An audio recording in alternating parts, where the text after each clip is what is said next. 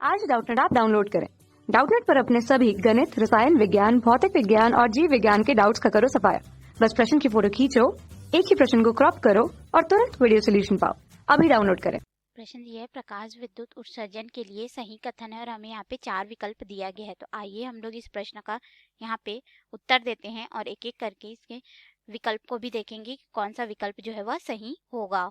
हम लोग उसको इस चित्र के माध्यम से समझते हैं जो कि लिनार्ड का प्रयोग है। ठीक है, लिनार्ड और R.A. मिलिकन ने एक प्रकाश विद्युत प्रभाव के विस्तृत अध्ययन के लिए एक प्रयोग किया था, जिसमें उन्होंने क्या, और यहाँ पे ये जो ट्यूब ली गई थी प्रकाश विद्युत प्रभाव के अध्ययन के लिए, इसमें क्या किया गया था, क्वार्ट्ज की बनी हुई एक हम लोग को ट्यूब ले ली गई और यहाँ पे एक प्लेट ए ले लिया गया और यहाँ पे एक प्लेट सी ले लिया गया। ठीक है, तो यहाँ पे क्या हो रहा था कि जो प्लेट सी था वो कैथोड था और ये एक उत्सर्जक की भांति कार्य कर रहा था। ठीक है, तथा ए जो था वो धातु की प्लेट थी जिसको एनोड या संग्राहक कहते हैं। इसमें क्या था कि एक यहाँ पे इस वाले हिस्से को डब्लू क्वार्ट्ज की एक खिड़की होती थी जिससे होकर के विकिरण इस तरह से प्रवेश करता था, जैसे कि आप चित्र में देख सकते हैं, और नलिका के अंदर प्रवेश करके प्लेट सी पर आपतित होता था, जिसके वजह से क्या होता था कि यहाँ पे हम लोग प्लेट ए जो रहता था, ठीक है, उसमें इस तरह से हमने यहाँ पे एक दिक् परिवर्तक लगा दिया था।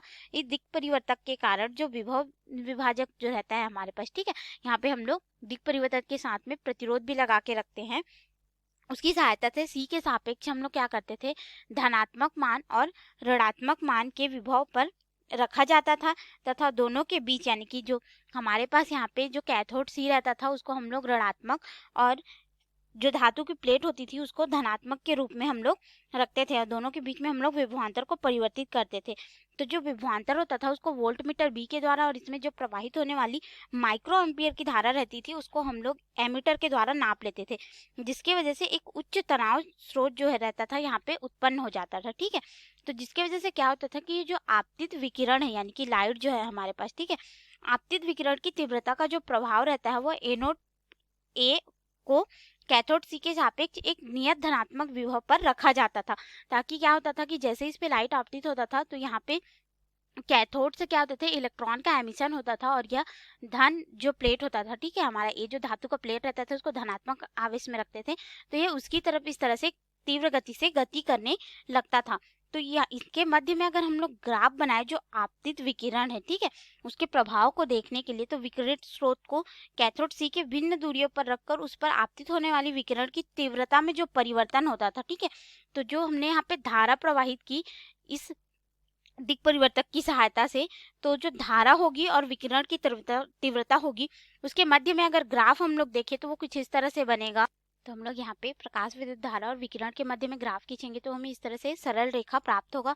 इसको मूल बिंदु O बोल देते हैं और इसका हम लोग यहाँ पे बिंदु A से दर्शा देते हैं। तो ये हमें इस तरह से क्यों प्राप्त होता है इसको भी अगर हम लोग देखें तो देखो, जो प्रकाश विद्युत कैथोड से प्रति सेकंड उत्सर्जित होने वाले जो इलेक्ट्रॉन होते हैं, ठीक है, यहाँ पे इलेक्ट्रॉन उत्सर्जित हो रहे थे, हमने देखा था कैथोड सी से, तो ये जो उत्सर्जित होने वाले इलेक्ट्रॉन थे, इलेक्ट्रॉनों की संख्या जो रहती है वो अनुक्रमानुपाती हो जाती है प्रति सेकंड उत्सर्जित होने वाले जो यहाँ पे हमने धारा लगाया है, ठीक है, तो प्रति सेकंड उत्सर्जित होने वाले इलेक्ट्रॉनों की संख्या के अनुक्रमानुपाती होता है। इसीलिए जो प्रति सेकंड उत्सर्जित होने वाले प्रकाश इलेक्ट्रॉनों की संख्या को अगर हम लोग n से दर्शा दे, ठीक है, तो जो आपतित विकिरण की तीव्रता के क्या हो जाता है, ये अनुक्रमानुपाती हो जाता है। तो आपतित विकिरण की तीव्रता को हम लोग यहाँ पे I F से प्रदर्शित कर देते हैं। ठीक है, तो ये हमारे पास क्या हो जाता है कि जो इलेक्ट्रॉनों की संख्या होगी इसको NE से अगर हम लोग दर्शा दे तो वो अनुक्रमानुपाती हो जाता है विकिरण की तीव्रता के जो आपतित हो रही है यहाँ पे लाइट, ठीक है, तो इसलिए हमें इस तरह से ये सरल रेखा के रूप में प्राप्त होता है।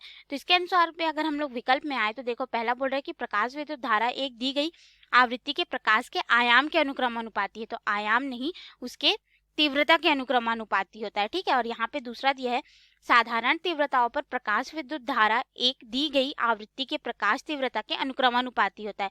तो ये हमारा बिल्कुल सही है कि जो प्रकाश तीव्रता होती है उसके अनुक्रमानुपाती होता है। जो अगर हम लोग विद्युत धारा का मान देखें, अभी अभी हमने इसका ग्राफ देखा। तीसरा दिया है देहली आवृत्ति के ऊपर फोटो इलेक्ट्रॉन की अधिकतम गतिज ऊर्जा आपतित प्रकाश के आवृत्ति के व्युत्क्रमानुपाती होता है, तो ये गलत हो जाएगा। और यहाँ पे चौथा दिया है देहली आवृत्ति का मान आपतित प्रकाश की तरंगदैर्ध्य पर निर्भर करता है, तो ये भी गलत हो जाएगा। तो हमारा कौन सा विकल्प जो है वो बिल्कुल सही है, क्योंकि देखो हम लोगों ने यहाँ पे तरंगदैर्ध्य की बात नहीं की है, सिर्फ हमने आपतित प्रकाश की तीव्रता की बात की है। तो हमारा जो विकल्प 2 है वो बिल्कुल सही हो जाएगा कि जो साधारण तीव्रताओं पर प्रकाश विद्युत धारा जो है आई, जिसको हमने लिया था, ठीक है, दी गई आवृत्ति के प्रकाश की तीव्रता के अनुक्रमानुपाती होता है। तो ये रहा हमारे प्रश्न का उत्तर। धन्यवाद। कक्षा 6वीं से 12वीं से लेकर नीट, IIT, JEE वो एडवांस के लेवल तक 1 करोड़ से ज्यादा छात्रों का भरोसा। आज ही डाउनलोड करें डाउटनेट ऐप या व्हाट्सएप करें अपने सारे डाउट्स 8400 400 400 पर।